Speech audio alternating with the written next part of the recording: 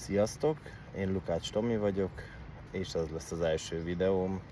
Édesapám munkásságát sokan már ismerhetitek, a Lukács László az Életiskolája nevű YouTube csatornáról. És én is ugye ezeket a vénákat örököltem, legalábbis nagyon remélem, úgyhogy én is készítek egy YouTube, valamint TikTok csatornát, ahol bemutatom a svájci életet cenzúrázatlanul, ha úgy lehet mondani.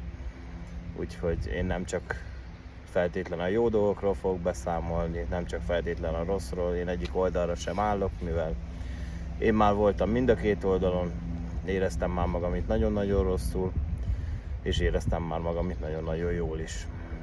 Erről majd később. A lényeg az, hogy erről fogok készíteni elsőnek egy videót, ez az első videó, megmutatom, hogy nézzünk mi ki.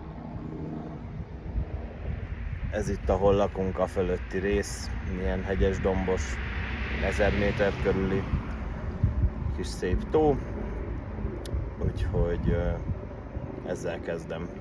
Úgyhogy kövessetek minél többen, és aki kíváncsi a svájci élet rejtelmeire, és a svájci álomra, valamint rémálomra, az maradjon velem. Sziasztok!